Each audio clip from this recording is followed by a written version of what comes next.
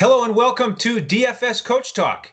It is Thursday, September 10th, 2020, and that means one thing and one thing only. It's time for the NFL kickoff.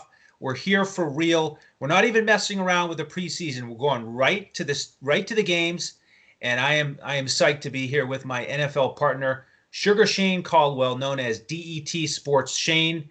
Shane, how are you today?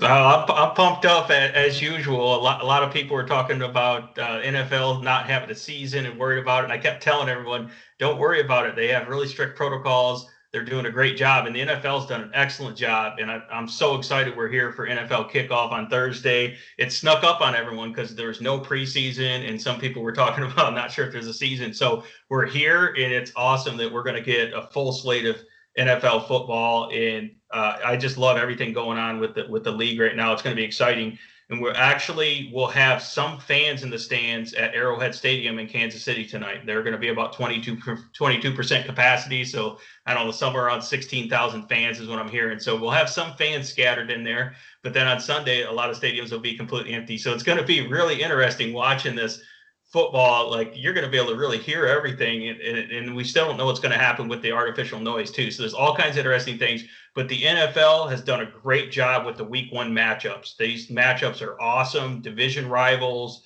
really big superstars going head to head, and tonight is no exception with Patrick Mahomes versus Deshaun Watson, and this is always a high scoring affair. So we get the fireworks to begin right away. The NFL did it right. This schedule's awesome, and I can't wait to break it down. And everyone listening is going to love the information we provide.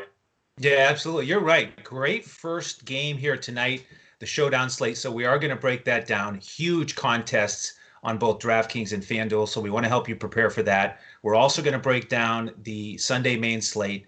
And you're right, Shane. The NFL did a great job with scheduling these first week one matchups. And it's, we couldn't have scripted it any better because DET Sports Shane over here is a huge Lions fan. Okay. And I've been a long time Bears fan. And wouldn't you know it, they're playing week one. And, before we started the show, I brought out my old vintage Bears shirt here. And, Shane is such a competitor that he just sort of, he blocked it aside, and he's got his game face on. He likes it. It just got him in the groove. Coach and I, we were talking yesterday on the basketball show, the NBA podcast, about how in some of our preseason meetings here, you've been wearing your Lions helmet. You've got the eye black on, even with the mouth guard in.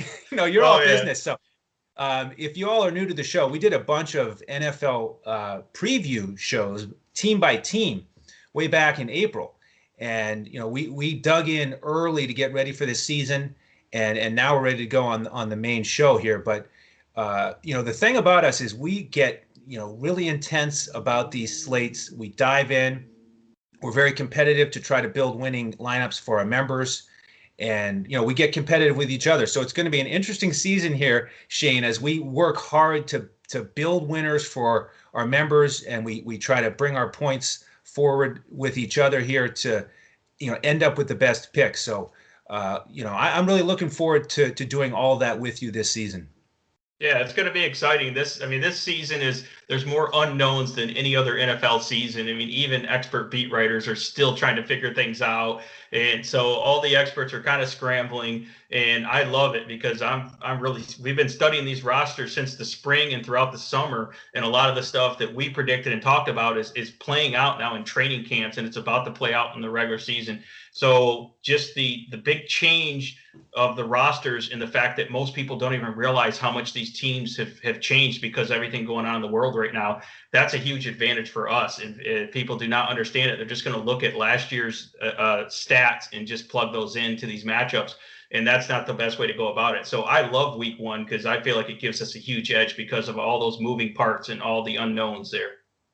Absolutely. So let's get into it. We got a big Thursday night showdown tonight at 8:20, and we want to thank our new presenting sponsor, BetUS. You can find their website at betus.com/.pa. And we're going to have a lot of announcements coming here in the next couple of days about some terrific promotions that we're running with BetUS. You'll be able to find those on our website starting tonight. So go look at that tonight and get the details on that offer, so that when you sign up at BetUS, you can get a huge deposit match It's going to be tremendous. We're very excited to be partners with them. And so, as I said, we'll give you some more of those details here in the coming days on our upcoming NFL and NBA podcasts. So thanks again to betus.com.pa. And let's get going here with game one, Shane. The Chiefs are involved, and they had quite a season last year. So it's going to be a lot of celebrating tonight. They are hosting the Texans. And according to BetUS, KC is now a 10-point favorite, over under 53. So should be an exciting night. And as I mentioned, there are huge contests on both DraftKings and FanDuel. So if you haven't already, go ahead and get those entries locked in to make sure you reserve your spot. I'm really excited. I love the Showdown slates. I focus primarily on DraftKings. Shane's going to do a little bit more of the focus on FanDuel for you. So we give you that balance across the two sites. And why don't you start with your overall thoughts here of what could be a very exciting game with a lot of different potentially relevant fantasy players? Yeah, I mean, you have some big moves. I mean, for the Houston Texans, they made that big controversial trade and shipped out Hopkins and brought in David Johnson. So I kind of look for big things from David Johnson as I'm looking at it like Bill O'Brien is going to want to prove that he was right with that trade. I mean, there's just a rare situation where he's the GM and the coach, right? So he can make moves, whether they're good or bad. Most people thought bad. Now, as the coach, he can make the game plan around those moves. So what do you think he's going to do with David Johnson? And all reports are David Johnson's healthy. I think the scheme fits him better than Arizona. And I think he's going to catch a lot of balls as well. So I do like David Johnson. I think the passing attacks with both of these quarterbacks, two of the best in the league, are going to be dynamic. And we're looking for that. And then you have the debut of Clyde Edwards-Helaire, who's supposed to be a superstar right off jump here. Memories of Kareem Hunt, as a rookie for in this Andy Reid offense, just going nuts right out the gate, right? So that's kind of what we're predicting for Clyde Edwards-Helaire here. So you got all these new guys, and then you have the Chiefs bringing back all their other studs, Tyreek Hill and Kelsey, Sammy Watkins. I mean, they're just completely loaded everywhere. So this is going to be a fun, high-scoring matchup. Both teams are kind of weak in the secondary. Kansas City lost Rashad Breeland to suspension. They lost Kendall Fuller to Washington in free agency. They still have some young, really talented corners, though. They have Jadavius Ward and a few other guys. So they do have some really good players still. But Houston is short in the secondary.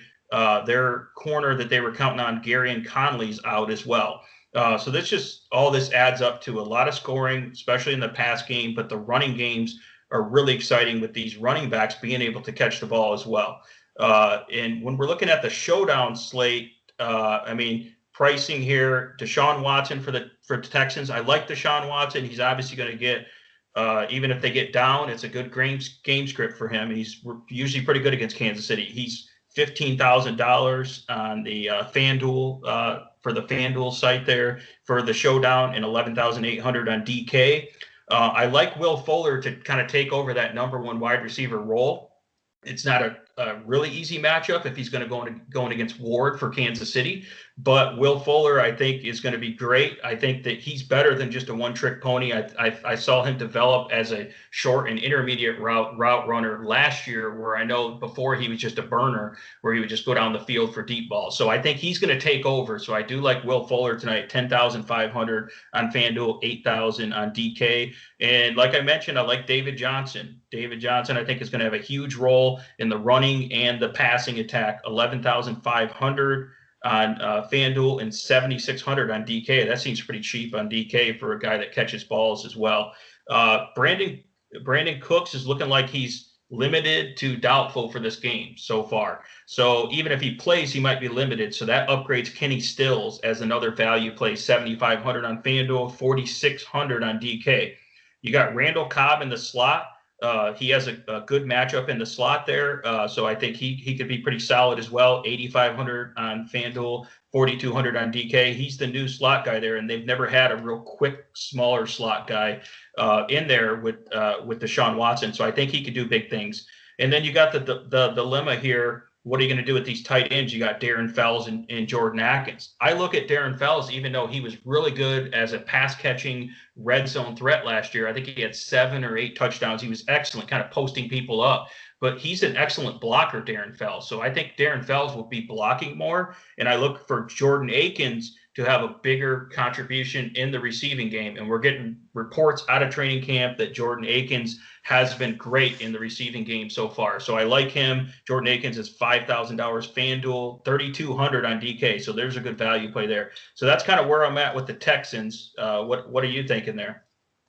Yeah, the prices you mentioned on those first 3 position players, key skill position players there, Will Fuller at 8,000 on DraftKings, David Johnson 7.6, and Cobb 4.2. I want to highlight those because on DraftKings, quick reminder, when you're building a showdown lineup, you have to pay up for your captain. You get 1.5x the points, but the salary is 1.5x. So on DraftKings, I think it's very beneficial to look at some of these mid-tier options as your captain, whereas on FanDuel in the MVP spot, you get 1.5x the points, but you don't have to pay for it. So you go ahead and use one of your studs, and it's not going to affect the rest of your build. So on DraftKings, you could certainly look at putting Watson or Mahomes as your captain because they can have monster games. But I really think it's worthwhile looking at some of these other guys. So those 3 are all candidates for me as captains, for the reasons you mentioned. I think they could all have big games. It wasn't too long ago that these teams met up in the playoffs and put up 82 points together. It was 51-31 Chiefs, absolute shootout. So, on a PPR format like DraftKings, all those guys can really pay off. So that's my thought on the Texans. And I also heard a report just today from one of the beat writers talking about Akins in the red zone being a favorite target of Watson this spring. So, really nice price on him at 3.2 as a guy to fill out your roster. And then in terms of the backup running back, Duke Johnson, I think, is a little bit too expensive compared to Daryl Williams over on Kansas City.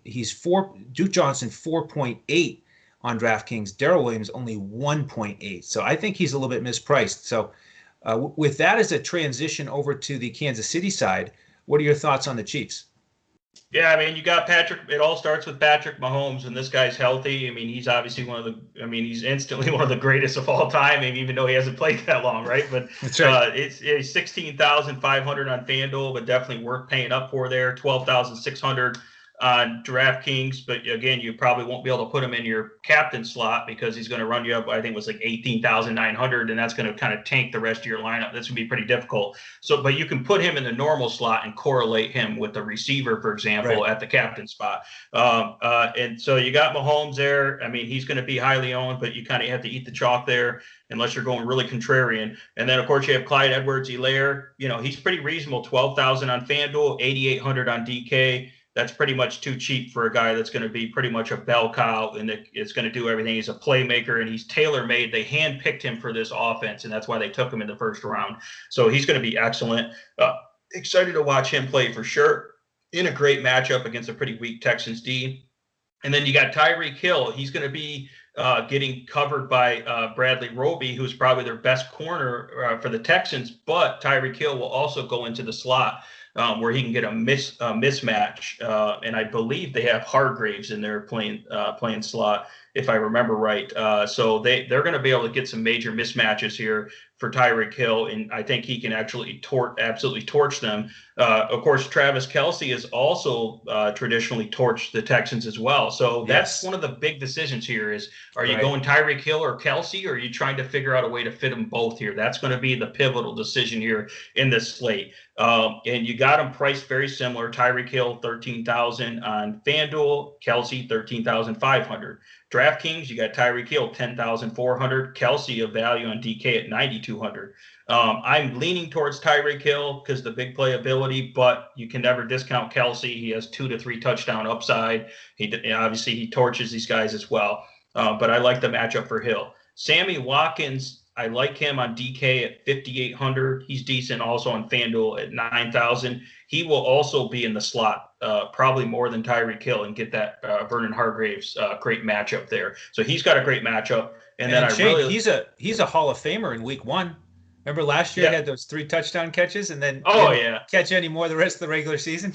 Yeah, so he's going to be our Deshawn Jackson, who we'll talk about later in the slate, right? the week 1 Hall of Famer, Marquis Brown, maybe. I really like Mecole Hardman to come up in year 2. Now that he knows the offense and he's not just a gadget splash returner, I look for him to get more snaps and more routes run and more targets here. And we know he's super explosive, probably one of the fastest guys in the league, along with his teammate there, Tyreek Hill. So I love Mecole Hardman, 7,500, FanDuel, 5,200 on DK. And I think that he's going to be the guy that's going to have that big play. You know, he's obviously just a home run hitter that he only needs one shot to take it to the house.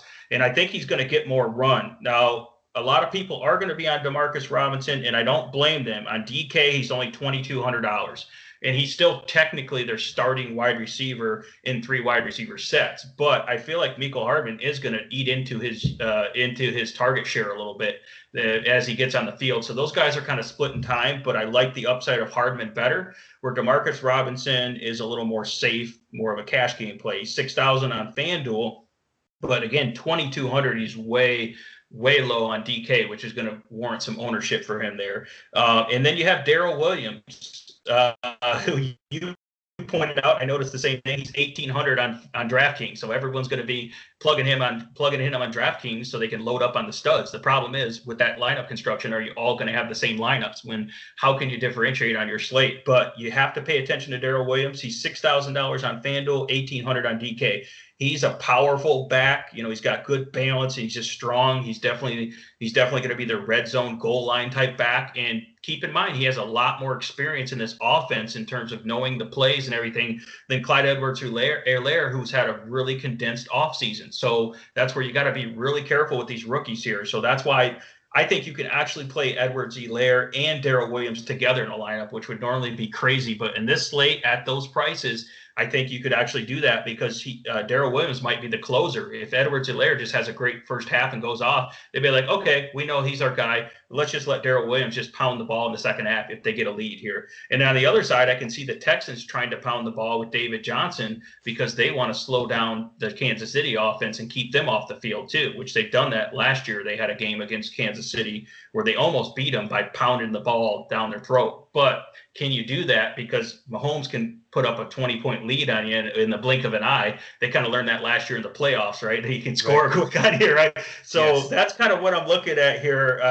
Because this is such a showdown slate, you have to mention all those guys and you have to factor all of them in, where normally we wouldn't mention all those guys. So that's where I'm at here. What do you think? Are you as high on Mecole Hardman as I am, for example? I am. I like his upside a lot. He's definitely going to be in a bunch of my lineups. In terms of the Kelsey Tyreek Hill debate, right now I'm leaning a little bit towards Kelsey, but we'll sort that out throughout the afternoon here. And I do like your idea of playing both Kansas City running backs. I think that's a terrific strategy on these showdown slates. Not as many people utilize it, but it absolutely can pay off. You know, we've seen it with teams like the Saints. It works time and time again. So, you know, as the game script, if it unfolds as you just described, I think that could be a terrific play. So, in terms of sorting out the Kelsey versus Hill and finalizing our builds on DraftKings and FanDuel, what we do for our members is we provide a full FanDuel lineup. We'll give them a cash lineup as well as a GPP lineup. And then on DraftKings, we give our members the coach's clipboard with a bunch of core players and then some pivots. And if you're new to the program, we do that for every sport here at DFS Coach Talk: NFL, NBA, which is how we started, MLB, and PGA. And we invite you to jump in now. It's the perfect time, beginning of the football season. We have a fall special that we just launched. It's for the rest of the calendar year. It's only $199. And what sets us apart from our competitors is you get access to all of the sports with whatever membership you get. And again, we give you those FanDuel lineups every day in those sports with a cash lineup and a GPP. And so it's really easy, especially if you're kind of newer to DFS. You can just take that lineup, plug it in. We've had tremendous success in the NBA here in the bubble. And then MLB has been great. And, as you can tell, with the passion here and the energy, we've dug into NFL early, and now we get to put all that research to use. So we invite you to join us as members. You can do that at dfscoachtalk.com. We'd love to have you. So with that being said, Shane, let's transition into the main slate.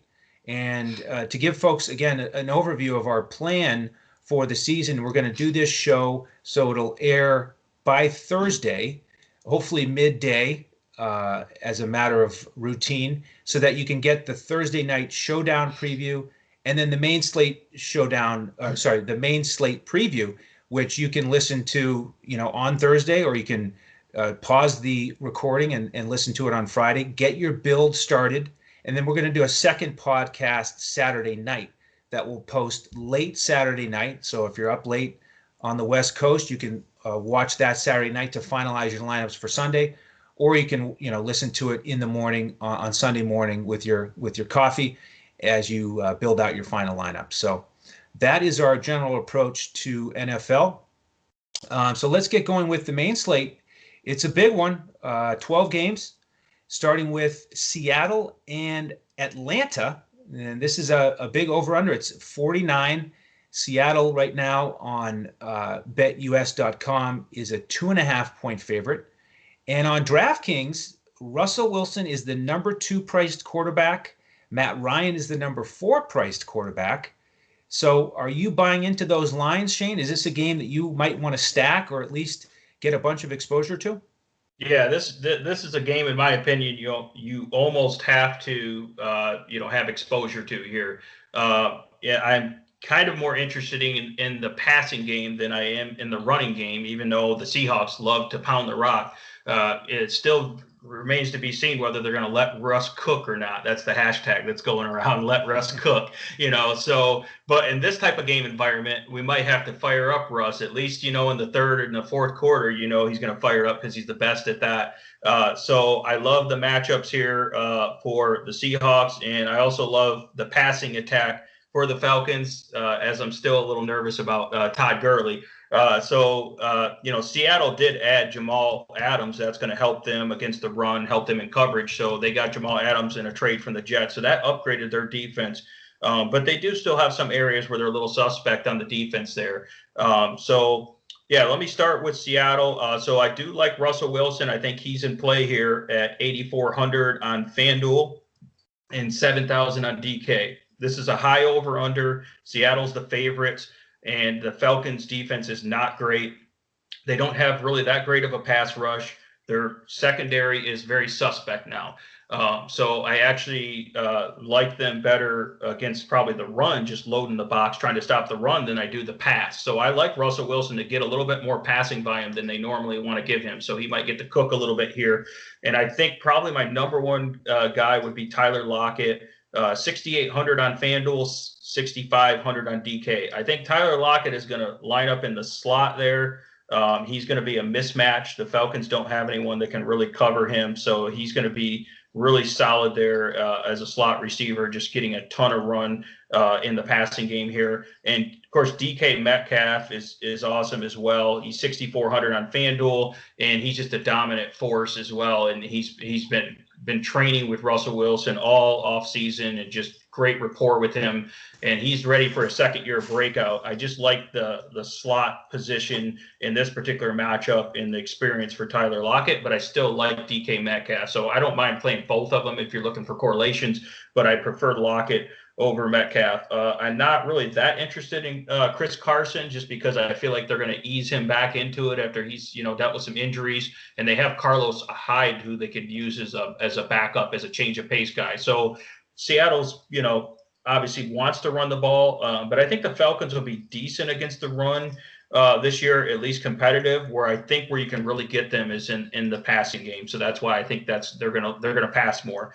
And then on the Falcons side, I really love Matt Ryan this year. He's got so many weapons. He's the type of veteran that in a shortened offseason you want to play. He knows the offense. He's got rapport with pretty much all his weapons. Even with Hayden Hurst, he's gotten enough reps with him now where he's comfortable with that. So you got to love Matt Ryan. And if you love Matt Ryan, you're going to love Julio Jones and Calvin Ridley. So back to Matt Ryan, though, he's 7,800 on FanDuel and 6,700 on DK. Seems like that's pretty cheap for DK there. A lot of the quarterbacks are priced down there. But I think Matt Ryan, he's due for a huge ceiling game. Seattle is not that or average in the secondary, and they're not really that great on the pass rush. So I think he's going to have a lot of time, and he's got really good rapport with his weapons. Julio Jones is 8,200 on FanDuel, 7,700 on DK. He's in play. But I actually do like Calvin Ridley at his price better than Julio Jones. So Calvin Ridley, 6,600 FanDuel, 6,100 on DK is probably my favorite play of this game. Him and probably Tyler Lockett. Also, I really like Hayden Hurst. He came over from Baltimore, and he's going to have a huge role in this offense. You've seen what Austin Hooper did last year. Hayden Hurst is probably even more athletic than Austin Hooper. So he's going to have a huge role in this offense, and he's criminally underpriced on DK at 4,300, and he's very reasonable on FanDuel at 5,200. And Seattle is not great against the tight end.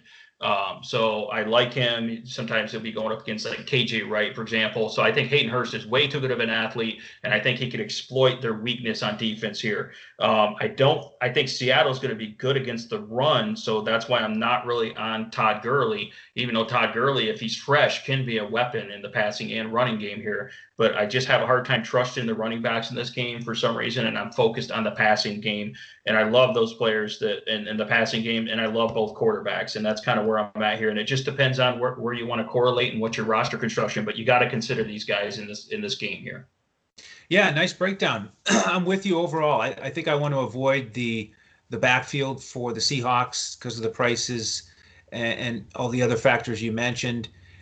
Quick question on Lockett and DK Metcalf. Do you prefer them on FanDuel? Because they just don't seem to get as many receptions as some of the other top receivers. So the PPR format on DraftKings, I don't think is quite as attractive with those guys.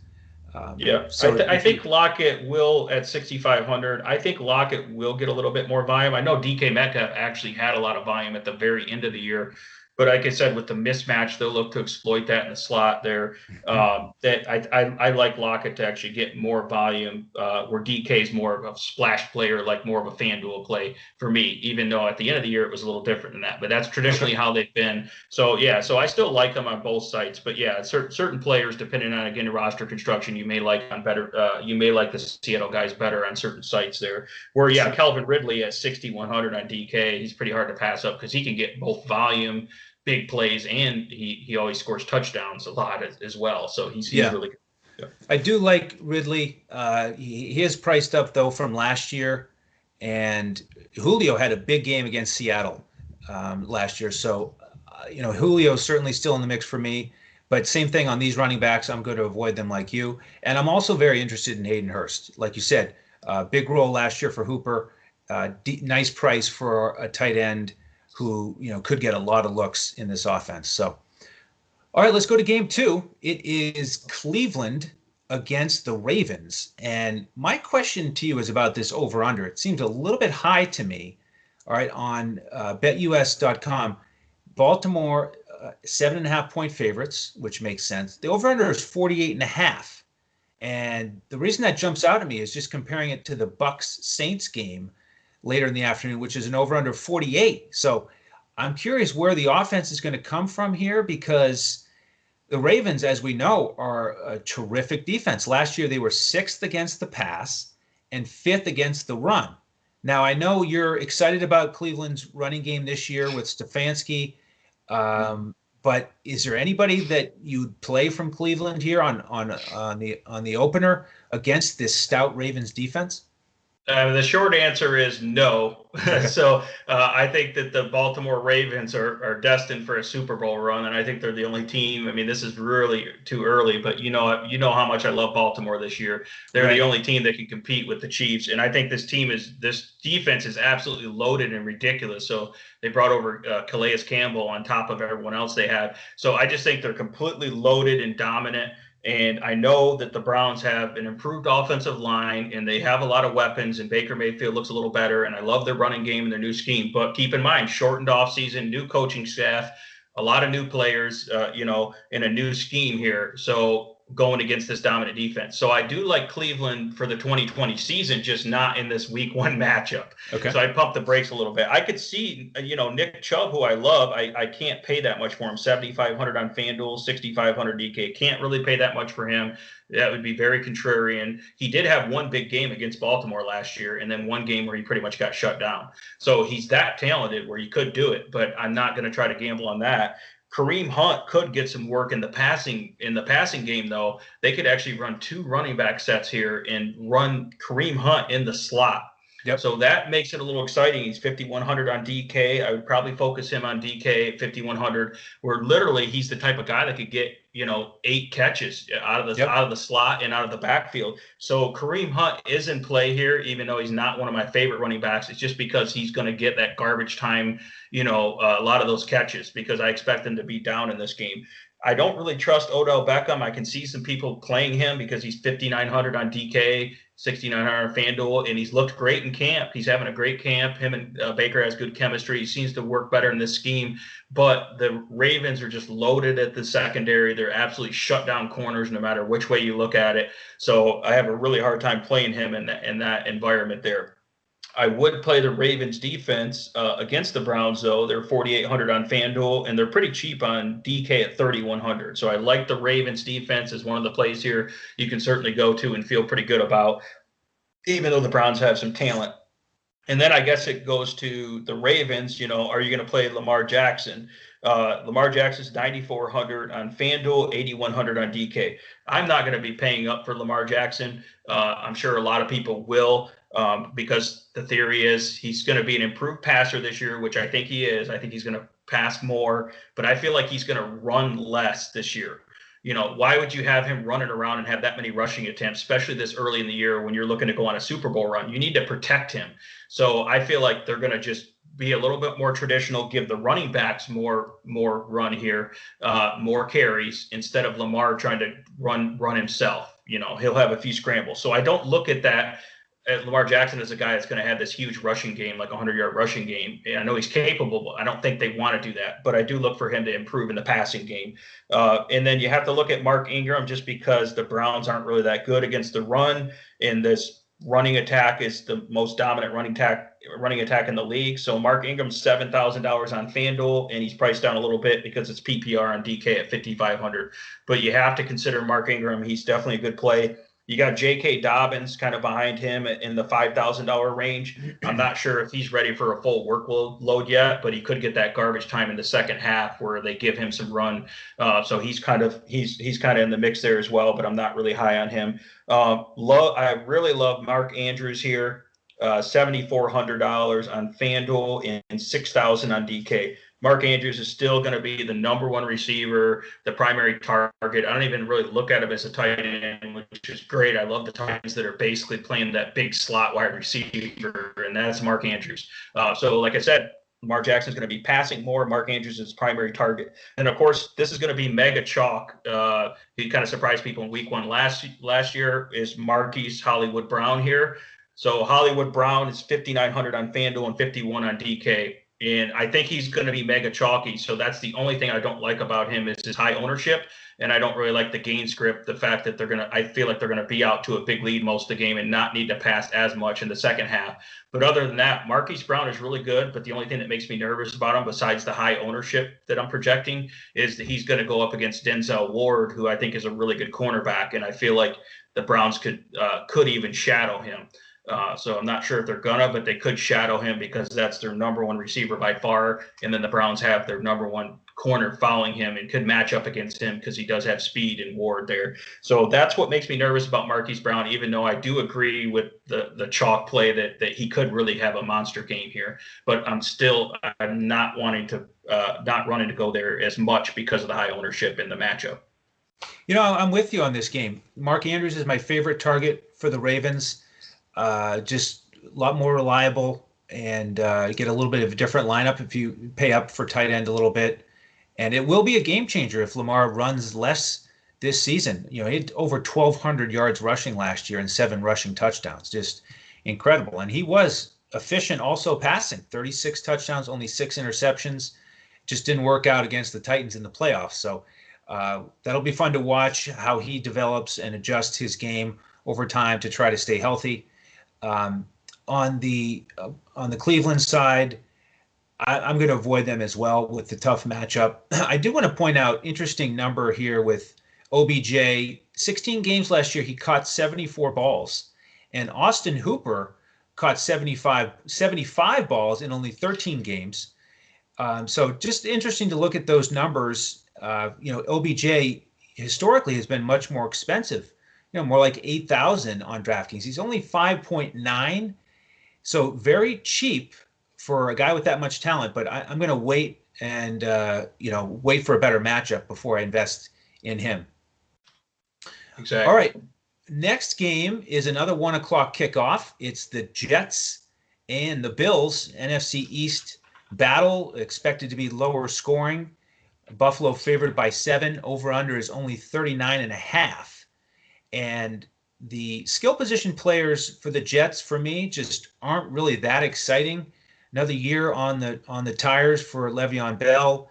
The receiving core of Crowder, Perryman, Mims, Herndon, Griffin, all decent players, but just not very exciting to me. So my first question is, could we look at the Bills' defense here in Week 1? Yeah, I think you could definitely take a look at the Bills defense, and you hope that Sam Darnold's seeing those ghosts like he was against the Patriots last year. Yes. So maybe it'll be the Buffalo Bills, the ghost of the Buffalo Bills here. So yeah, the Buffalo Bills defense is completely loaded in all three, pretty much all three levels of their defense. So they're really deep, and they are the type of defense that could come out here in Week 1 and shut down the Jets. On the other side of that argument, though, I think the Jets are an improved team with a healthy Sam Darnold. The offensive line's a little bit better, and they do have some weapons here. If Brashad Pyramid can make a contribution there, they have Jamison Crowder still really solid, and I think Le'Veon Bell is going to be a little bit better this year, even though a lot of people are really down on Le'Veon Bell. I will admit that, but I think he's going to be okay. So I think the Jets might be able to compete in this game a little bit. So the Bills aren't my number one defense, but I wouldn't fault you at all if you played them just because they are completely dominant, and it's one of the lowest over-unders. They're a big favorite. The Jets, implied total is like 16 and a half points. So definitely the Bills are going to be one of the guys. I just don't know if I want to pay up for them. They're a little bit more expensive because of the matchup as well for the defense here. But I wouldn't fault you at all there. I do kind of like Jamison Crowder in this game. He's usually pretty cheap in like the $6,000 range. And I think him and Sam Darnold have a really good rapport here. And I think if you're going to get the Bills, it's usually in the slot. You want to avoid Tre'Davious White there. So I think Jamison Crowder is poised for actually a decent game here, even if it is garbage time. Brashad Pyramid, on the outside, probably a tougher matchup for him there. So I'm not that interested in him. But I do think that Le'Veon Bell is going to stack up some garbage time receptions here. And he's another guy like when we were talking about with Kareem Hunt that has that upside to get a lot of catches. I've heard in training camp that he's been peppered with targets, short targets, and involved in the passing game more with Sam Darnold.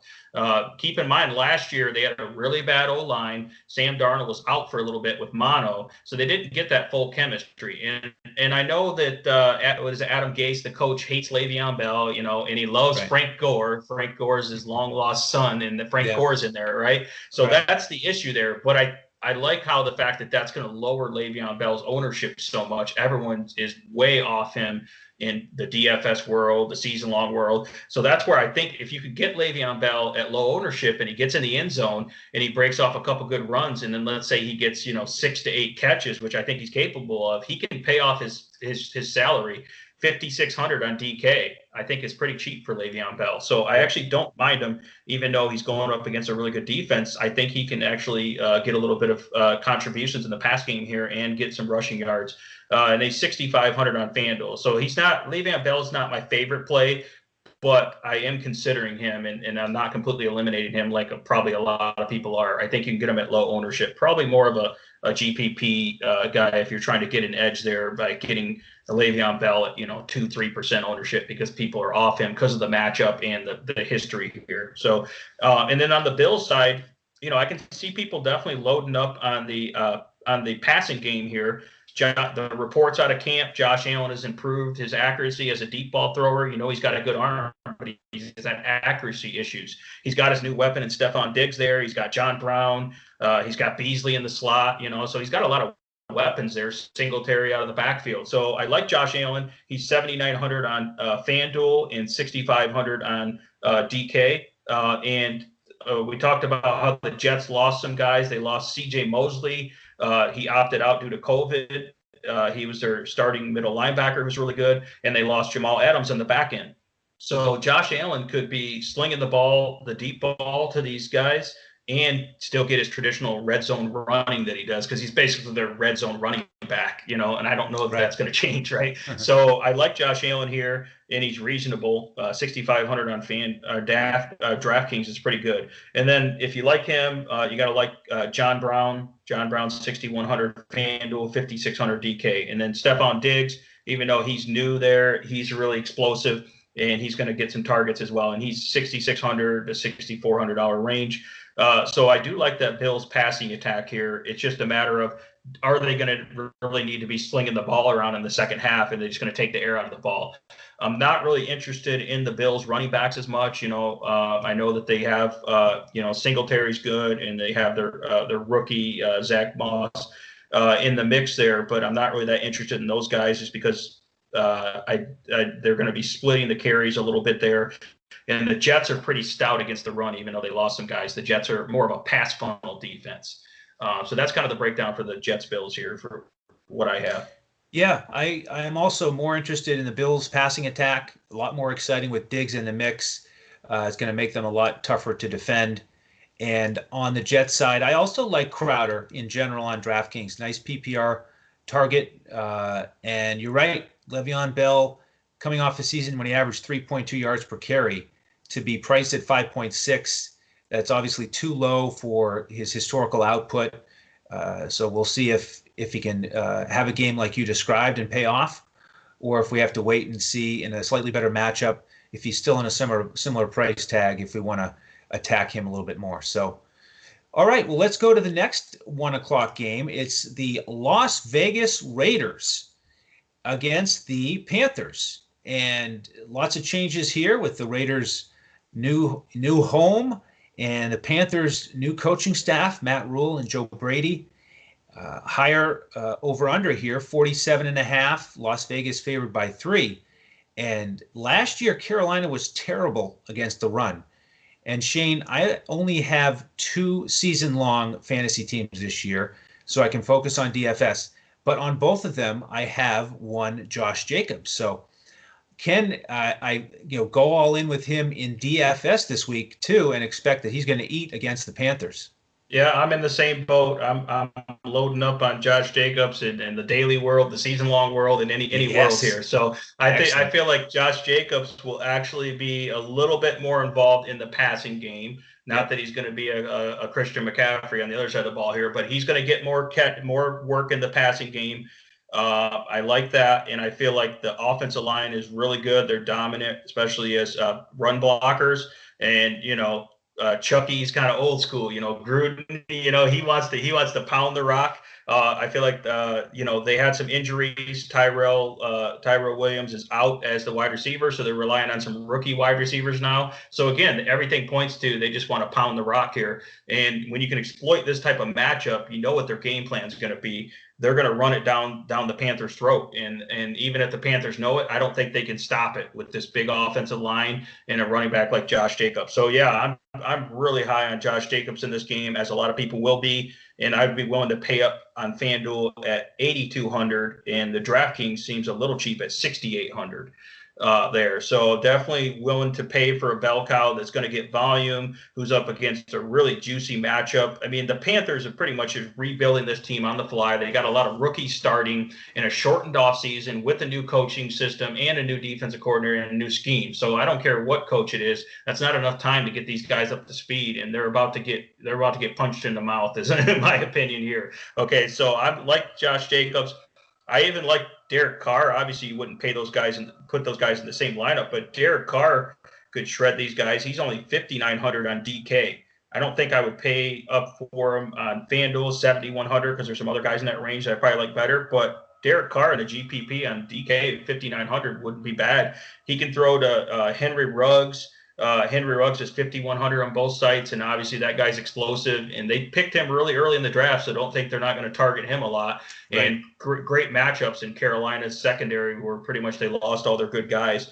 Hunter Renfrow is in the slot. He's got a lot of good rapport. He's probably the wide receiver that has the most rapport with Derek Carr. He's 5,200 on FanDuel and only 4,500 on DK. So you can't forget about Hunter Renfrow there. Bryan Edwards is the other starting wide receiver who's really cheap. He's 4,500 on FanDuel, 4,200 on DK. So you could definitely take a look at Bryan Edwards there as well, just because he's really talented and he's looked great in camp. And then Darren Waller is basically another one of those guys, like we were talking about with Mark Andrews. He's basically a big wide receiver. You know, they run him out wide sometimes, put him in the slot. He's all over the place, and he's a big mismatch for this Panthers defense. So he's 6,800 on FanDuel, 5,900 on DK. So I think Darren Waller, getting exposure to him is probably a good idea in this matchup there. And then on the other side, you do have some explosive playmakers for the Panthers. I mean, you have the number one fantasy player in Christian McCaffrey. The question is, do you pay up for $10,000 on both sites for Christian McCaffrey? I personally probably will not be paying up for Christian McCaffrey, even though he's going to be a volume completely peppered with all the targets, and he's going to be a complete volume monster here in the center point. I think the Raiders defense is pretty tough against the run, and I think that they can at least focus on covering him out of the backfield. So I think they can limit McCaffrey, and I don't think he's going to pay off that expensive price point here. And I'm not as high on McCaffrey this year as he was last year. I think he's due for a lot of regression, even though he is the fantasy superstar. And I get it. What he does in the passing game is amazing. I just think that their offensive line's weak, and they're not great. They got a whole new scheme, new system, shortened off season. I don't think it's setting up well for Christian McCaffrey, even though he is extremely talented.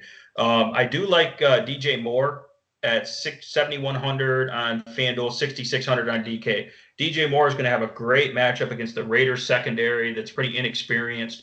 You know, he might be matched up against the rookie that they took out of Ohio State. So they're not great on the secondary. I think the Raiders are more of, again, a pass funnel offense. So I look for Bridgewater to be throwing a lot of those short passes. And DJ Moore could be the benefactor of that with his run after the catch explosive ability. So I do like DJ Moore. And then if you want to go down to a lower owned guy, Curtis Samuel, there hasn't been a lot of buzz on him in this preseason, but he's cheap. He's 5,500 on FanDuel and only 46 on DraftKings. And Curtis Samuel is still really fast. He's got a lot of talent. And I think he could definitely get some big plays here against the Raiders, and they're going to need to, because I think that they might be down in this game, so they're going to need to pass a lot. So I don't like the matchup for Ian Thomas, their tight end for the Panthers, because we talked about in the offseason how the Raiders signed Corey Littleton, the linebacker who used to play for the Rams, who's really good at covering tight ends. So the Raiders is a team you used to target at tight ends, but it's another example of not probably the best team to target at tight ends for this year. So I wouldn't take Ian Thomas as a sleeper there. And that's really about it for this game. Like I said, I'm not that high on the Panthers, but you can look at those wide receivers. I'm pretty much fading McCaffrey. We'll see what his ownership's looking like. Early projections for ownership are really high for Christian McCaffrey, even at that price. So I feel like everyone's going to pay up for McCaffrey and take all these value guys in there. And in my opinion, I feel like that's a mistake. So that's why I'm on the McCaffrey fade. I'm guessing you might have a little McCaffrey just because it's too good to pass up, though. You know, actually, I'm with you. I historically have owned less of McCaffrey than most. Okay. I do prefer the balanced build. I mean, I like my value plays here and there for sure, as you know, in different sports, but not so much with McCaffrey and NFL. I will probably be on the fade train mostly with you. I like that strategy.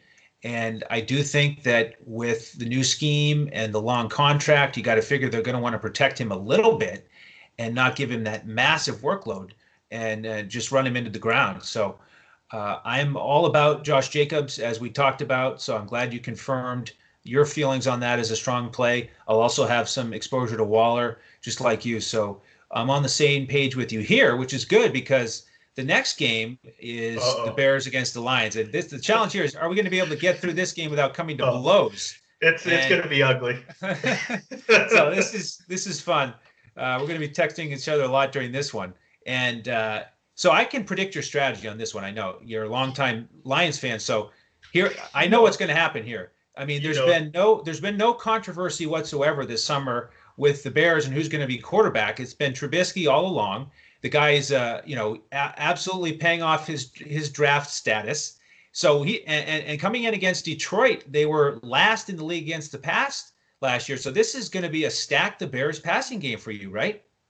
No, you know how I am. I'm all in on the Lions here. So I have a hard time finding the Bears players that I like to play here. So yeah. I mean, the big news for the Bears is there's star running back Montgomery, or at least their leading running back Montgomery, got a groin injury, and he's coming back to practice now, but he's still extremely limited, and I don't think he's going to be able to go. If he does go, he's going to be limited.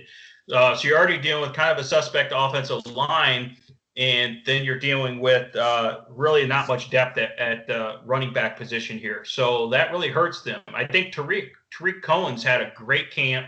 So I do like Tariq Cohen, even though he's undersized, he can get involved in the running game, and I love him catching passes in this game.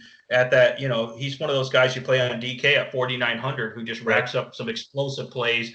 The Lions have been vulnerable to those little quick pass catching guys like your Austin Eckler's and your Tariq Cohen. So I think Tariq Cohen has a bounce back year, and I do like him in this game. I think you can look at Allen Robinson.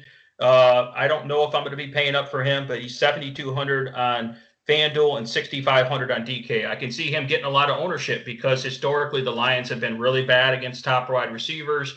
And among the worst in the league. But I think that, and I know a lot of people will be excited about Allen Robinson going up against, if he can match up against the rookie Jeffrey Okudah, who's completely unproven, and he's a rookie, right? But I think he is better than probably most rookies, but that remains to be seen because he literally hasn't played yet. So in a shortened off season. But so I'm kind of neutral on Allen Robinson. I'm not going to fault people if they play him, but I don't know if he's my favorite wide receiver at that price point. So I'm not high on Trubisky. I know he's actually had some of his biggest games against the Lions. He shredded them. But the problem is people look at that and just assume it's the exact same Lions personnel, where if you actually know the Lions team, you'll know that they actually upgraded their defense this year. So that leads me to, I actually don't mind if you want a value defense, playing the Lions defense in this game. I know some people are going to think that's absolutely crazy. They're 3,700 on FanDuel, which is pretty cheap for a defense that allows you to pay up in other positions, and 2,700 on DK. And I can tell you that they got playmakers all over the board with they're more stout against the run. How many Patriots can I name? I mean, one of my fantasy teams is called Midwest Patriots for a reason, right? So they got Danny Shelton, so he can plug him right in at nose tackle in the middle, and he's a disruptor. He gets more pressure up the middle, and he stops the run more. And then they got Jamie Collins. If you watch Jamie Collins on the Patriots last year, he was an absolute terror in every aspect of the game, whether it's coverage, pressure against the run, tackle for loss, turnovers, everything, right? So Jamie Collins, so they have some playmakers in there. We could talk about Patriot guys all the time. We got Trey Flowers, Deron Harmon. They got all kinds of guys. So these guys came over to the Lions. They don't have to learn the scheme. It's a shortened off season. That's not a disadvantage for them. They already know the scheme. So that's why I'm really high on this Lions defense. There's not a really big weakness. The Lions had several weaknesses in their defense last year. They had a really bad pass rush, but they got a guy named Deshawn back who's a really good defensive end and defensive tackle. They're going to have a better pass rush as well. I know that you got a rookie cornerback and Jeffrey Okudah as well, so that's the only thing that's a little suspect. Anyways, I like the Lions defense.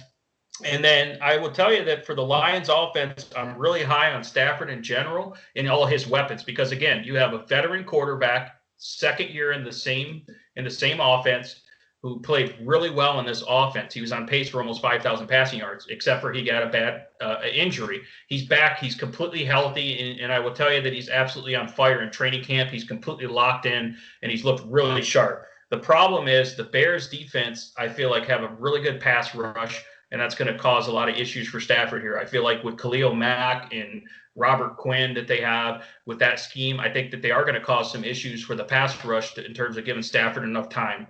But I think overall Stafford is a good play here. He's 7,300 on FanDuel, 6,200 on DK. Kenny Golladay was a little bit limited in practice today, but I think that they're just being precautious with him. So I would fire up Kenny Golladay. I think he's too cheap on DraftKings at 6,200, and he's worth paying up for 7,300 on FanDuel.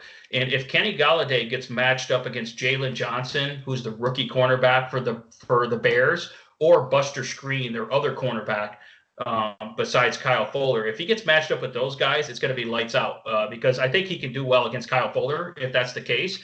But if he's matched up against those other guys, it's going to be issues. There's going to be a lot of issues for the Bears secondary here. And then if they are going to try to put Kyle Fuller on him and shadow him or something, then you're going to have Marvin Jones that can go off. And Marvin Jones has looked really good in camp, and a lot of people probably aren't thinking about him, but I'm telling you, he's in play at 6,200 here on FanDuel and 5,500 on DK.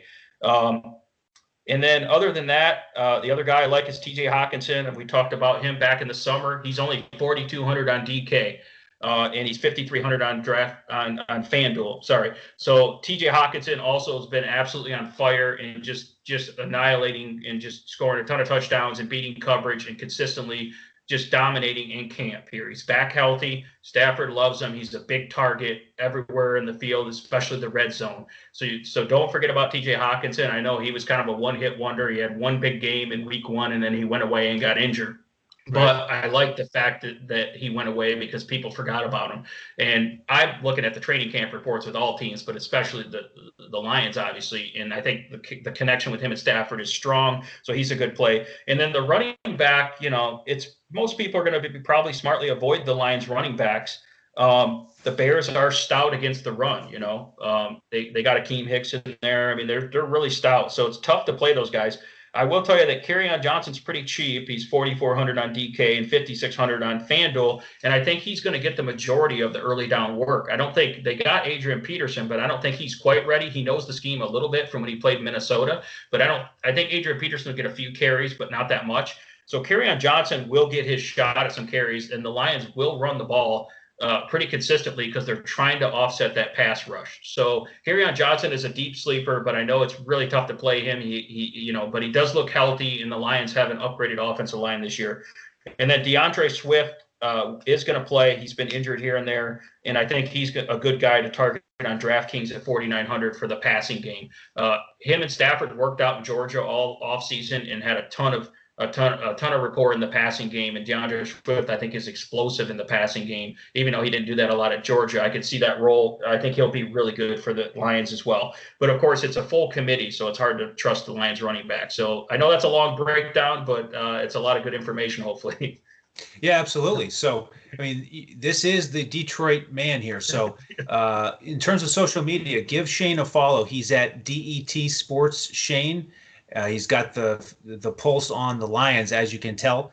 And you can find me on Twitter at Language Olympic. And you can find all of us at DFS Coach Talk. That's our home spot. And our fearless leader, Joe Sarvadi, you can follow him, JoeSarvadi. So that is the crew that's been handling most of the podcast work recently. So let's jump to the next game. It is the Colts against the Jaguars. Over under set at 45. Indianapolis favored by 8. We've got Phillip Rivers in town. And what we need here is a crystal ball for the backfield for the Colts. Jonathan Taylor getting so much hype. Marlon Mack, the incumbent, he's had some big games. I plan to just avoid that mess in week 1. But do you have a crystal ball on that situation, Shane? Well, I mean, they're pretty consistent saying Marlon Mack is the starter and Jonathan Taylor will get in the mix as a change of pace / give Marlon Mack a breather type guy. But I feel like Jonathan Taylor's talent is so good that even in this first game, he's going to get more carries. You're looking in. I was initially thinking avoid this, but I might have a little exposure to these running backs because it's a completely ridiculous mismatch in terms of the Colts offensive line, who is absolutely dominant in the run blocking game versus the Jaguars front seven, is basically, a Swiss cheese defense here. We talked about that in NBA Swiss cheese defense here. So this is a complete mismatch, and the Colts will absolutely dominate them up front. And the Colts will not have to pass the ball that much, even though they do have a solid veteran in Phillip Rivers here. So that leads to really heavy dose of running here and really high rush volume, which leads to enough volume that can support two running backs.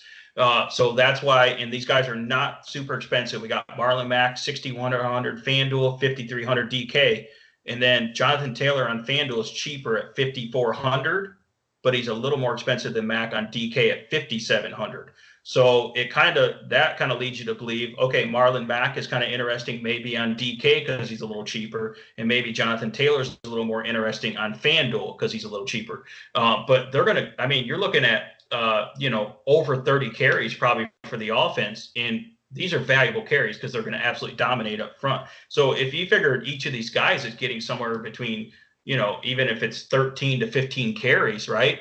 I think they're going to dominate so much in those carries, and they're going to get in the end zone. So I predict a big game for probably both of these running backs. I'm looking for that Jonathan Taylor breakout. It might be too early because they just might want the veteran to be able to have his place.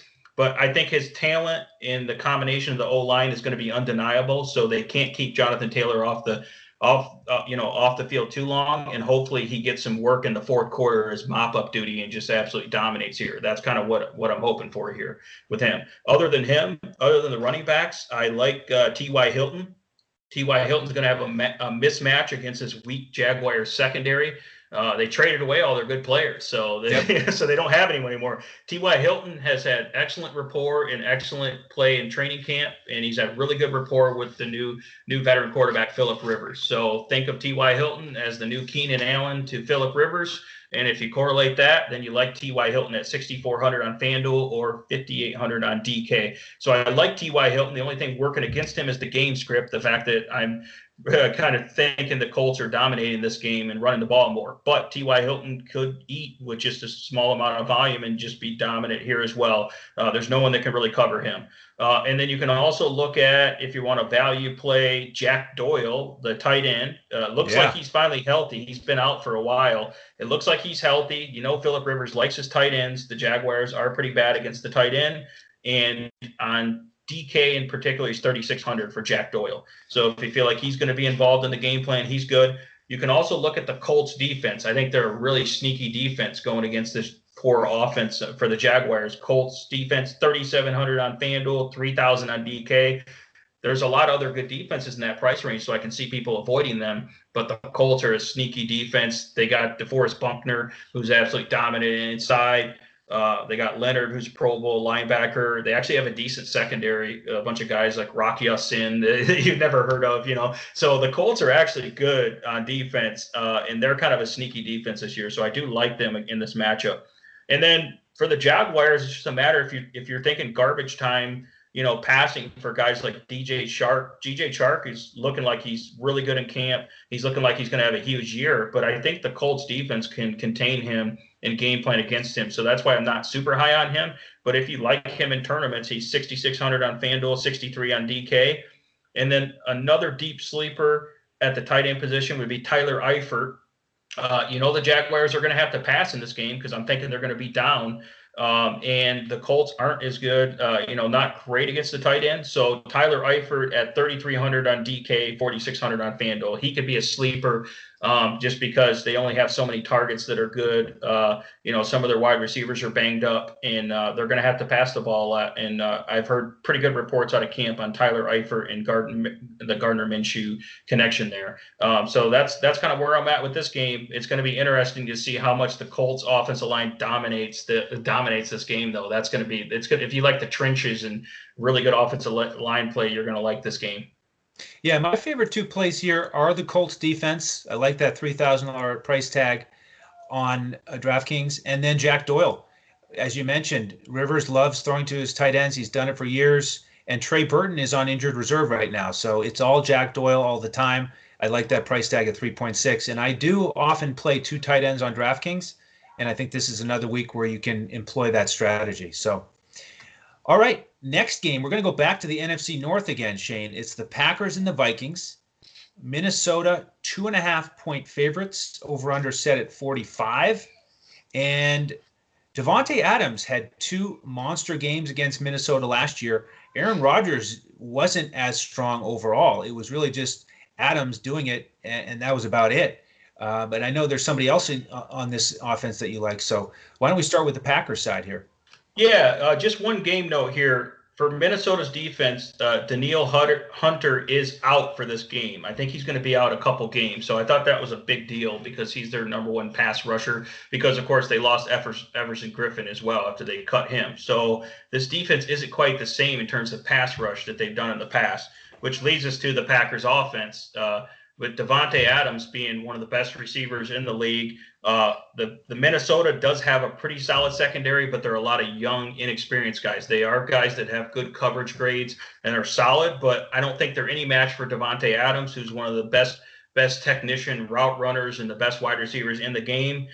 So I think he's the guy that you can pay up for. And I like him probably better than Michael Thomas, who's a lot more expensive for this slate. So Davante Adams at $8,000 on FanDuel or $7,300 on DK, I think is way too cheap. And that you know where the volume is going to go in this offense. And the Vikings defense is not as good as they've been in the past here. So that's why you got to like Davante Adams. And I think Aaron Jones is actually kind of sneaky. A lot of people are down on Aaron Jones because there's the whole narrative that, the Packers might get rid of him and they drafted A.J. Dillon and all this stuff. But I've heard they're talking about contract extensions now with Aaron Jones. And the narrative is, well, he had like 19 touchdowns last year. He's going to have major regression. Well, that's fine. He doesn't have to have 19 touchdowns to have a good year. That's the way I look at Aaron Jones. So they still have a solid offensive line. The Vikings lost their big guy inside there. His name. There's a big defense tackle, Linval Joseph. They lost him, who was kind of a run stopper in the middle. And they lost Danielle Hunter, who's really good at setting the edge. So the Vikings aren't quite as dominant against the run as they used to be. And I think that the Packers will exploit that, intentionally. So I think you can really run against the Vikings compared to what they used to be. So I like Aaron Jones because of that. And Aaron Jones can also catch passes out of the backfield as well. So he's $7,800 on FanDuel and $6,900 on DK. And I like him because I think he's going to be lower ownership. He's going to be very low owned compared to the other high price guys. And I think he's going to smash spot here. If you want a little value, you can go Allen Lazard. He's the clear number 2 receiver for this Packers offense, and Aaron Rodgers really likes him. He's $5,500 on FanDuel and $4,900 on DK. So I do like Allen Lazard here. And then on the Vikings side, it's going to be a similar type thing. I look at the Packers defense as a run. You want to attack them in the run. So I was going to say run funnel, but I don't know if that makes sense or not. But you know what I mean. So I don't think you want to pass a lot against the Packers defense. You can, but they have a great pass rush. They got those guys coming off the edge. They're dominant pass rush, and they got a really solid secondary. A lot of people will probably go to Adam Thielen here. I'm not big on Adam Thielen for this particular game because Jair Alexander is going to shadow him, and I feel like he's going to at least limit the upside of Adam Thielen. He's not going to shut him down, but he's going to limit his upside. So Adam Thielen is not necessarily a big target from here. I do love Dalvin Cook, though. Again, if you're going to attack the Packers, I would attack them in the run game, not the pass game. And we already know Minnesota wants to do that anyway. So I don't think the Packers can stop Dalvin Cook in this Minnesota running attack. So Dalvin Cook had a big game against them last year. He's $8,700 on FanDuel and $7,900 on DK. And he's a guy that I feel like, because of the role in the game script and the matchup, I think he's worth paying up for here. So I like Dalvin Cook. There's not a lot of preseason hype on him as well. And then the other sleeper, this is a nice deep sleeper here, tight end for the Minnesota Vikings in his second year, Irv Smith Jr. Irv Smith Jr. is having a great camp. He's been dominant in camp, and he's taken the huge first to second year leap. And he might finally start getting a little bit more targets, and finally get more play than Kyle Rudolph. Even if he's just splitting it, I feel like he's going to get more targets when he's in there and more routes run.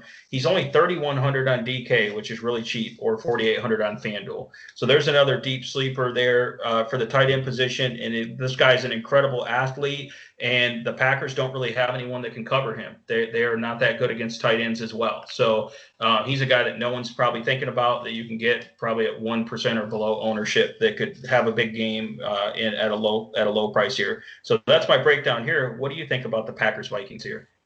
I'm not quite as interested in this game with the 45 over under as some of the other games in that similar price range, like the Seahawks, Falcons, and the Bucks and Saints coming up. I prefer Adams. I do expect the touchdown regression to come with Aaron Jones, so I'm not going to be on him, on that price tag here in this matchup. And for the reasons you mentioned, probably won't be on the Vikings passing game. So this just in general, NFC North battle here. They know each other so well. I'll probably shy away from this game in general, but I do like Adams. So let's transition to the next 1 o'clock game. It is an even lower over under that really doesn't have as much attraction to me in terms of fantasy. It's the Dolphins and the Patriots. Over under set at 42 on betus.com. Patriots right now favored by 6.5, and they are dealing with the memories of that Week 17 disaster when the Dolphins beat them. And so that's my first question, is about Devontae Parker on the Dolphins side, because he's been questionable with the hamstring. It seems like everybody in the passing game with the Dolphins is questionable. I'm wondering if they just don't want to come up and play and have to deal with the Patriots defense that's been so strong for years. They'd rather sit this one out. But, Parker had a terrific game in Week 17 against the Patriots, but in Week 2, 7 targets and no catches. So which Devontae Parker are we going to get, Shane, if he suits it up? Yeah, I think that he will suit up. And, Ryan Fitzpatrick is a pretty good quarterback here. As ugly as it is, the guy can sling it, and he's not afraid at all. But yeah, I mean, I don't think I'm going to be too big on Devontae Parker, just because I am afraid of the Stephon Gilmore shadow or Stephon Gilmore coverage, and still a dominant secondary here for the Patriots. So I'll probably stay away from that. Not going to try to get too cute. I could see the Dolphins being able to score a little bit here, even though their implied total is like 17 points. I could see the Dolphins sneaking in and scoring a little bit here, just because Fitzmagic just keeps coming at you. He doesn't really care. I don't think the Patriots defense is going to be as dominant this year as they were last year. They were completely dominant and shut down last year. They're still among the best defenses, but not as dominant. And the Dolphins tend to have their number. So I think it'll be an interesting game. But yeah, there's not a lot of fantasy production here. You're not going to take – I don't really want to take the running backs, like Jordan Howard. The Dolphins are going to try to run the ball against the Patriots. So we'll see how that goes. Jordan Howard's basically starting, and then Matt Breida is kind of a sneaky big play upside guy, but I don't really like them against this disciplined New England's defense. I don't really like the receivers. In general, I like the Dolphins receivers for the year, just not in the matchup. Guys like Preston Williams and Devontae Parker, I think, are going to have a good year. But then on the Patriots side, I mean, the only guy I can really like, because you know how that backfield is. I don't really trust Sony Michel. James White, you can take a look at, just because he's going to get a lot of pass work here. So you can take a look at him. He's not my number one target, but he's okay. And then Julian Edelman in the slot will have a mismatch against this Dolphins secondary. He has a good matchup in the slot there. He's 6,700 on FanDuel, 6,000 on DK, and Cam Newton's been targeted him a lot in camp. Obviously, he's the only really solid, proven receiver they have. So if you think he's going to get peppered with targets here, then you got to like Edelman. I'm just not sure if I want to pay that price for him or not, but you have to consider him in this matchup. Other than that, I'm not really interested in this game a lot. It looks kind of like an ugly game with some tough defense here, and the Dolphins are pretty bad team, but they are kind of scrappy though. They proved that last year, and I think their coach is really good. So you can't completely think that it's a complete blowout here. But other than that, it's really hard to figure out what's the best fantasy plays, and you don't really like much. I don't like much about this game. Yeah, I'm going to wait and see with these two teams. The Dolphins had a bunch of high draft picks, so we'll see how the young guys mix in on defense, and Patriots new quarterback, aging players. Edelman 100 catches last year, but can he reproduce that type of performance? And the one thing I'll say is, because I do getting to watch the Patriots every week, I do usually feel like I have a bit of a feel for which running back might be more as a central figure in the game plan, because that's what Belichick does, is he just makes a specific game plan for each week. Absolutely. But I just don't have it yet this year with these guys, so I'm not going to go to that backfield in week one. The one thing I'll say though is this Dalton Keene, talk about a long shot, low owned GPP guy. This is a tight end type player who they're bringing in as a Swiss Army knife, and I can just see Belichick drawing up a couple plays for him that would get him in the end zone. And so it may not be week one, but keep an eye on him. Regardless of how many snaps he gets, this is a guy that I think could really pay off here early in the season. So that's my thought on that one. All right. The next game we have is the final 1:00 kickoff. It's the Eagles and Washington. And I need to ask you about this Eagles backfield because Washington was awful against the run last year. And yes, they've got Rivera in town, Jack Del Rio. So you got to figure with their defensive mindset and history, they will improve. But big opportunity if Miles Sanders can stay healthy. We've got Boston Scott in the picture. Of course, Miles Sanders has been questionable with a hamstring, so we're not quite sure here on Thursday afternoon if he'll be ready to go. But what's your thoughts on the Eagles backfield? I think Miles Sanders will play. He's just not going to get the bell cow role that we're hoping for because he missed a lot of time in training camp, which was already a shortened training camp, and he's been limited in practice here. So I think that the Friday practice report will be important to see, can he get a full go or not, and what's he projecting. But I think he is going to play. It's just going to be a little bit more of a split between him and Boston Scott and Corey Clement. So I think Boston Scott, that does open up some value there if you think he's going to get more run like he did last year a little bit. He's a solid little explosive back there as well. So, yeah, that puts Miles Sanders almost out of consideration because you're not going to pay up for him. He was kind of a mid-price guy, $6,800 on FanDuel, $6,300 on DK.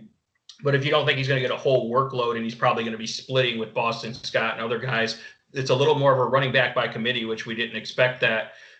Most reports are saying Miles Sanders would be the guy. So, but they have to take it easy with this guy. They don't want to go out there and have him, re-injure his hamstring and risk being out for even farther. So I don't see any reason why they would give him a full workload in this week one matchup that should be an easy game for them, but we'll see. So, but yeah, I think on the Eagles side, I think you got to like Carson Wentz against the Redskins. I think the Redskins defense has improved in terms of their pass rush. They got an awesome pass rush there with Chase Young joining the group here. So they're very explosive up front. But, I think Carson Wentz will still be able to pick them apart. They're pretty weak in the secondary. The Redskins the Washington team is. The Washington football team. Yeah, I had to slip up there. Yeah. So the Washington team is pretty weak in the secondary here. So I like Carson Wentz, and whenever he has his guy Deshawn Jackson, that just opens up this offense and creates so much more space underneath for these big tight ends and these other receivers. So Eagles are a little bit banged up here. They're missing their rookie wide receiver. I don't know if he's going to actually play or not. And then they're also missing Alshon Jeffrey still as well. But with Deshawn Jackson, he's going to be really solid. He's $5,700 on FanDuel. $4,900 on DK. My only issue with Deshaun Jackson is early projections are showing him as very highly owned. Right. So, and normally is it time to fade that chalk, Shane? Yeah. I'm thinking about fading him because he's going to be really highly owned. If you're talking about big pool, multi-entry GPPs that you're trying to take down something, I'm thinking about fading him. The Washington team does have, Kendall Fuller. They have some guys that can cover him. And focus on stopping him. And they also have Landon Collins in the secondary as well as a safety.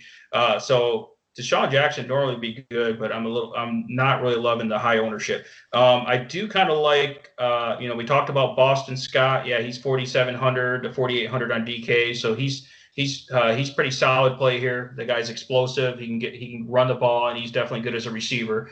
I kind of like Dallas Goedert, their tight end, as a sneaky play here. A lot of people are looking at Ertz is the starter, but they run a lot of 12 personnel where they have two tight ends, especially with them being short on wide receivers here.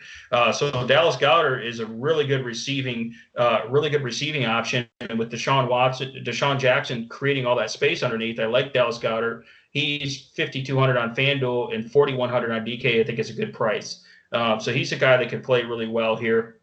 Landon Collins probably will be matching up with Zach Ertz quite a bit, and he could kind of limit Zach Ertz. So that's kind of what I'm thinking there. The Philadelphia defense going up against this Washington team is a good play as well. Philadelphia defense has a lot of playmakers. They're 4,500 on FanDuel and 3,600 on DK. So if you want to pay up for someone, that could be good going against Dwayne Haskins and company for Washington.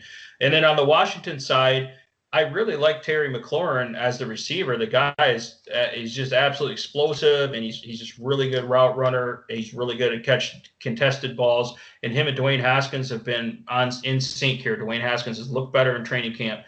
But I think that Darius Slay, who used to play for the Lions, I think that he may shadow Terry McLaurin because there's no sense of them playing sides when you know that's their only major receiving threat. And Slay is by far their best corner. So I could see them having Slay on shadow coverage. And when Slay shadowed McLaurin last year, he limited them to a pretty average game when they played the Lions there. Now, Haskins wasn't playing quite as good then as he is now, but the Redskins still did beat the Lions in that game. So, but McLaurin didn't really do much against Slay. So he is good enough to beat Slay. Slay is, but Slay is still one of the better corners in the league. So that's why I'm not really high on McLaurin because of the shadow matchup there, even though I think he's an excellent receiver. If you do want to go with that lower owned sleeper guy, I like Steven Sims Jr. We talked about him in the offseason. He really came on strong last year for the Washington football team, and he's 5,100 on FanDuel and only 4,700 on DK. So I think he's great as a lower-owned value play, and I think he's just going to get a ton of volume in the slot there, and he's going to have a lot better matchup than McLaurin. And then my other deep sleeper, this is another former Lions guy, and we talked about him in the summer, and you said, who is that? Are you sure? Because we were talking about the tight end position. So the reports out of camp is that Logan Thomas is the starting tight end. I mentioned him back in the summer, and we were like, who's that guy? So he's a converted quarterback, but he's a really tall, good athlete, and I think he's getting the hang of the tight end position now. He's had a few years in the tight end position, and he's 2,800 on DK. He's their number one tight end, and they will be playing from behind, and I think that he's in a great matchup. Philadelphia is not great against the tight end. So Logan Thomas, $4,000 on FanDuel, about as cheap as you can get there, and 2,800 on DK. He's your deep sleeper tight end value play there that allows you to pay up elsewhere. So I really like Logan Thomas here actually for Washington, and that's kind of I think that's about it for this game. What are you thinking? Yeah, maybe a one-off here or there. I do like Steven Sims Jr. Like you said, he finished strong, and he's a Jayhawk, which is important to me. I like that.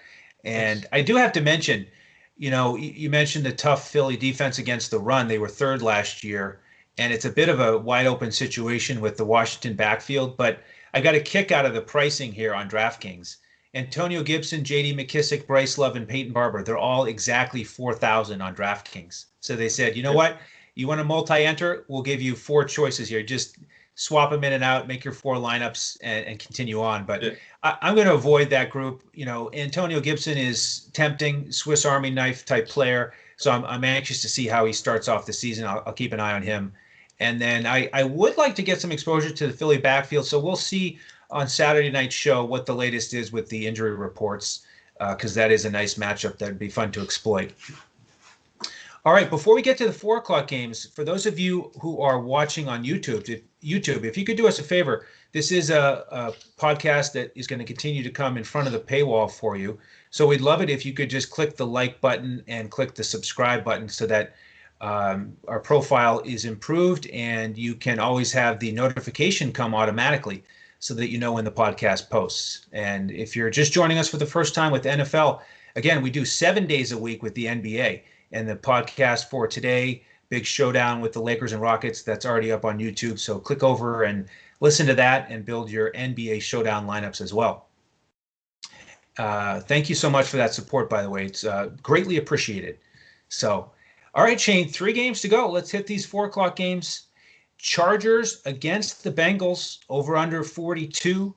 Los Angeles favored by 3. And I want to talk about this backfield again, because Cincinnati was awful against the run last year. We've got Eckler, and I like Justin Jackson as kind of a sleeper. He's been good to me in the past if he gets some opportunity. And we have seen in the past how secondary running options have hit it big against Cincinnati because there's just so much opportunity to go around, and it's, so much of it can turn on who gets in the end zone. But in general, what do you think about this backfield? Will you have a lot of exposure to Austin Eckler?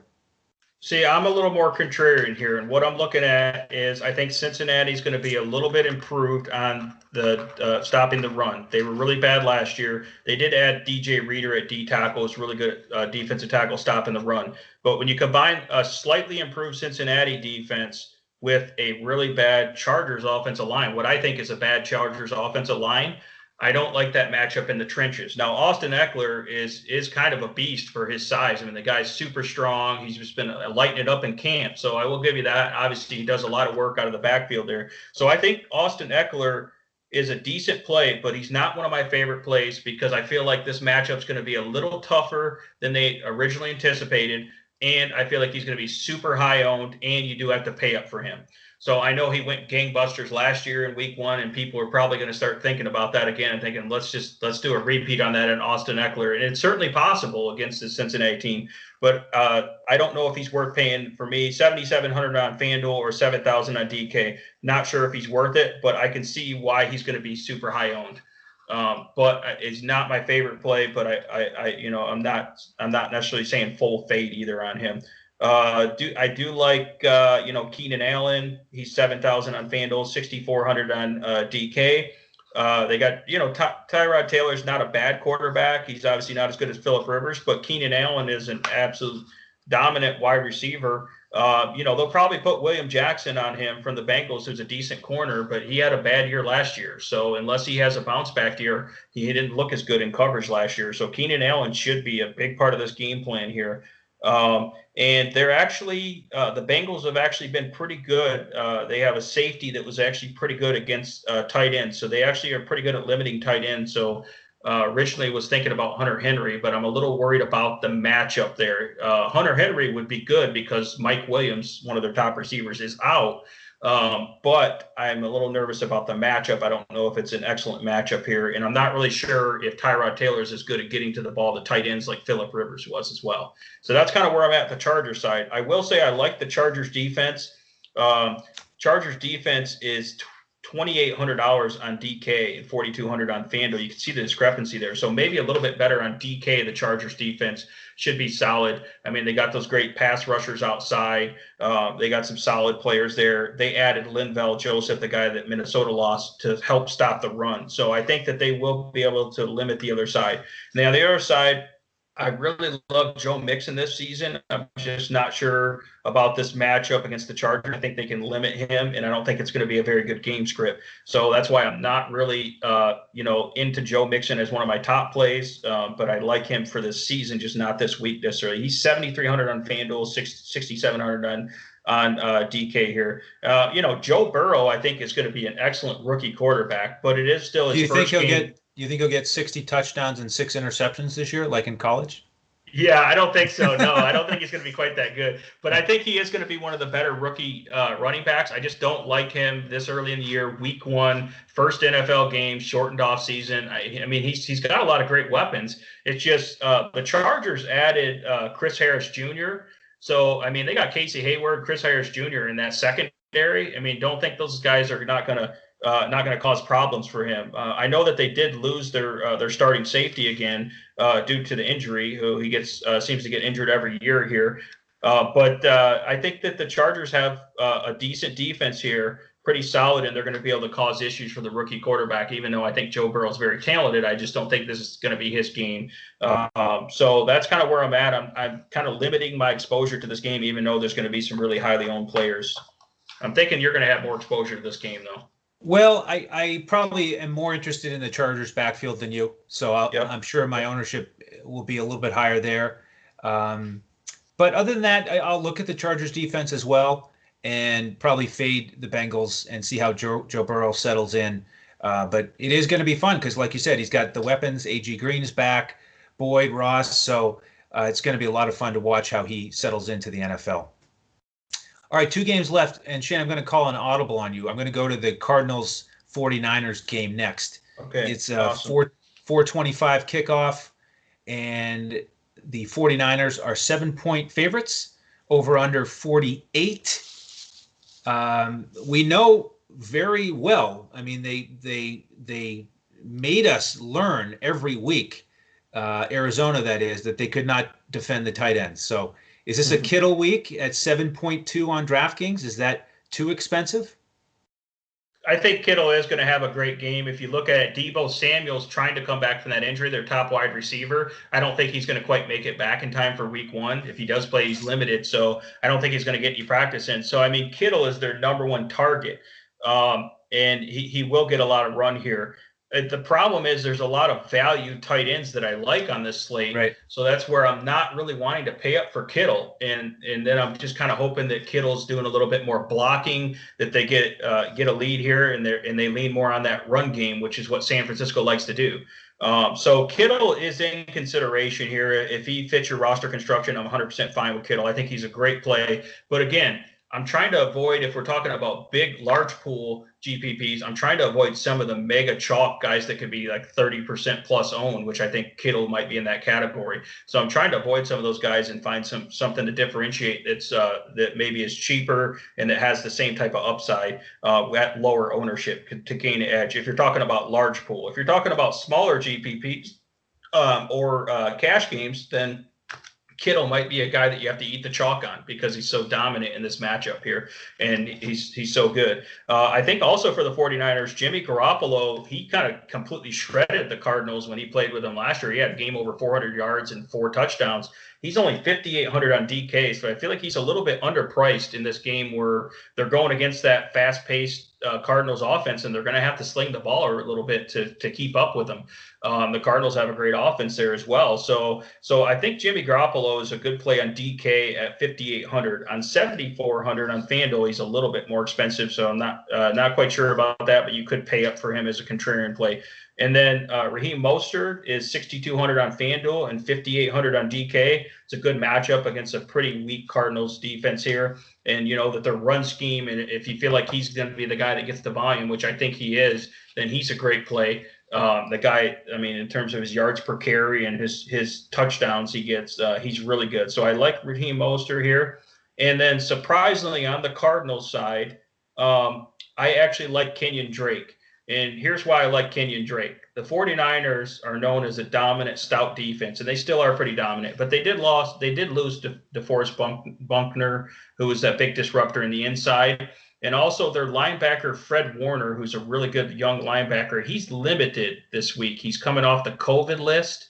So if he does play, he may not be getting a full run of snaps. So those are two big guys up the middle that they lost or that might be limited. I don't think the 49ers are quite as dominant, and I think that the Cardinals can spread them out, and Kenyon Drake can attack them in the run game and the pass game.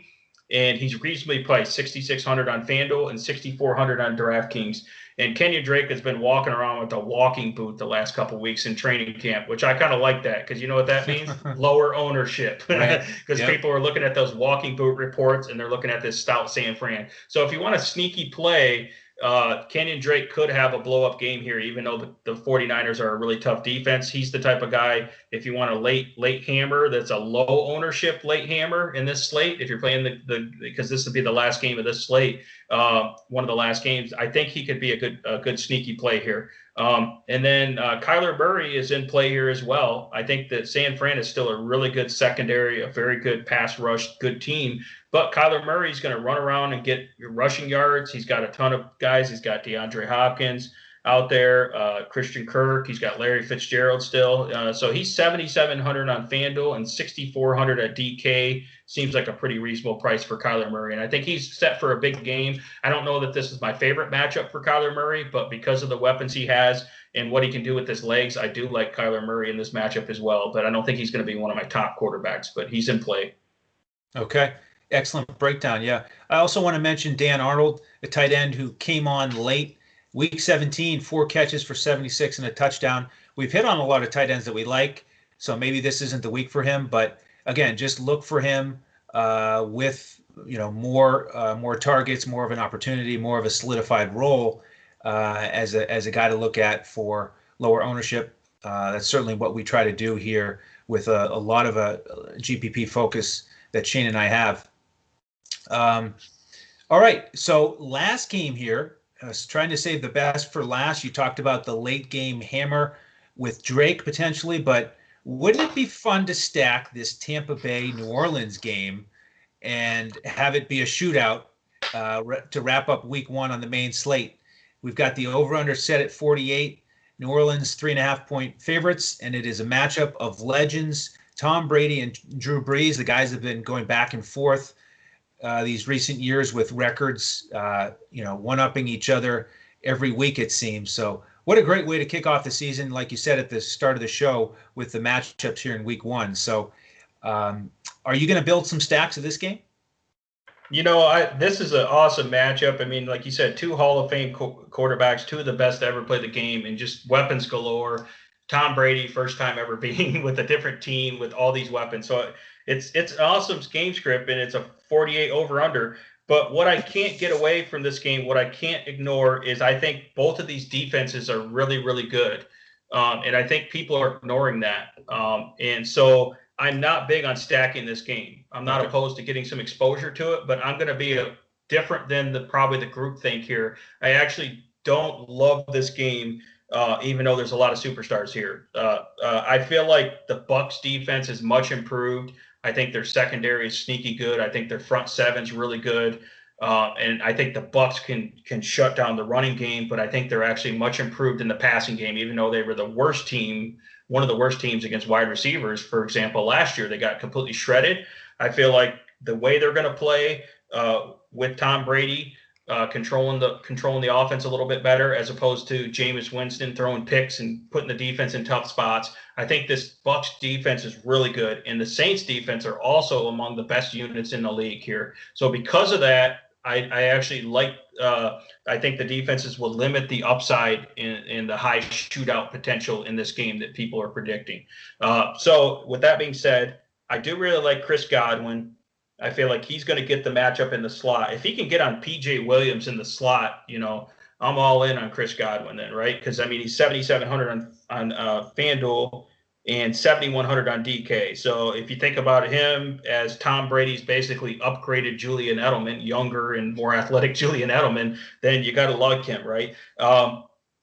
Mike Evans has a hamstring injury, and he didn't practice on Thursday. We got to keep an eye on Mike Evans, because I'm a little worried if Mike Evans doesn't play, are they going to be able to pay more attention to Chris Godwin, for example, putting Marshawn Lattimore on him? I'm a little bit worried about that. But if I feel like Chris Godwin's getting most of his snaps out of the slot against a guy like PJ Williams, I really like Chris Godwin in this game. Also, I like for the Bucs OJ Howard. OJ Howard's had really good chemistry in camp with Brady, and I feel like he's obviously a lot more athletic than Gronk is at this point in his career. So, and I like his price at 3,700. So there's another value guy on DK, 3,700 and 4,700 on FanDuel. OJ Howard's the type of guy that, can take it to the house at any time. He's kind of been in the doghouse the last few years, but I think he's due for a breakout. And I'm looking at the camp reports that he's been a star in camp. So I like that. Since there's no preseason, I'm really looking at these camp reports and trying to project what's going to happen. And I don't think that many people are going to be on OJ Howard. He's going to be low owned, but I think he could blow up here because they're thinking about Gronk and those guys and the other tight ends. And then on the Saints side, I'm as big a fan of Michael Thomas as you're going to find, and I've made that pretty clear if you've ever listened to any other NFL podcasts. But I don't know if I think he's going to be highly owned. He's around that $9,000 price range on both sites here. And I think the Bucs secondary, when you look at that matchup, you automatically say smash spot, automatic, huge Michael Thomas game, right? And Michael Thomas, best receiver in the league, in my opinion.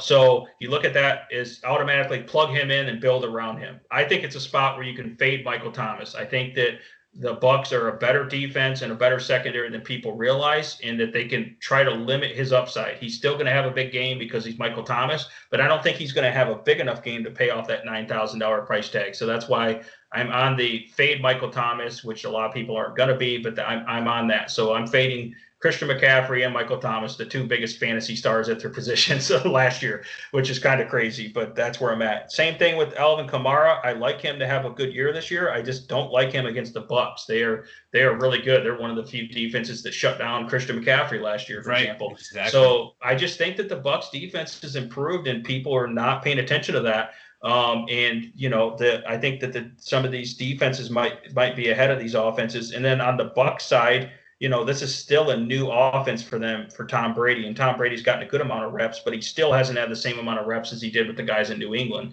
So, and I think the Saints defense is tough. So that's why I think it's going to be slightly lower scoring, and I'm not going to have a lot of exposure to it, even though I completely understand that this is going to be a really highly owned game. So I better have a huge lead going into this game. Let's put it that way. Yeah, right. And I understand where you're coming from, especially on Kamara with that great run defense for Tampa last year. I'll probably fade him. And then Thomas, I mean, if I fade McCaffrey, I got to get at least some exposure to Thomas because last year he had that 28.4 DraftKings point game against Tampa, and that was by far his worst game of the two. He had the 44.2 DK point explosion against them. So we'll see if they're improved enough to slow him down. I'll definitely have some exposure to him and Sanders and Cook. And no matter what, it's going to be a very fun one to watch. And it's been great here on show number 1, Shane, of the actual regular season, breaking down these matchups with you. Tremendous job going in depth. So this is our Thursday show, previewing the Thursday Showdown and the main slate on Sunday. We'll be back again Saturday night with the updated injury news, our final picks. And as we mentioned earlier in the show, if you want those final picks, jump in as a member. Go to dfscoachtalk.com. Pick up a weekly, monthly, or annual membership or the fall special, perfect for the NFL DFS player. And then you'll get our FanDuel cash lineup for every slate, GPP lineup, and the DraftKings coaches clipboard with some key plays highlighted along with some pivots. So we invite you to join us. We'd love to have you. We appreciate all of your support. Quick mention here of the charity of choice for DFS Coach Talk. It is mambaon3.org, MAMBAONTHREE.org. It's a charity set up by the Bryant family and Joe Sarvati, affectionately known as Coach, who launched this fine institution. Can I call it that? In year one. He coached against Kobe going back and then coached him in AAU on an all-star team. So you can check out that backstory on our website. So again, thank you for joining us here. If this is your first time getting to know us with the NFL podcast, again, we do NBA podcasts 7 days a week. So we invite you to tune into those as well. All right. On behalf of Shane Caldwell, the coach, Joe Sarvati, and the rest of the DFS Coach Talk team, I'm Andrew Hansen. Thank you so much for joining us here on the opening week special for DFS Coach Talk. Be sure to tune in again tomorrow for our next NBA episode and again on Saturday for our next NFL episode as we look to crush it in DFS.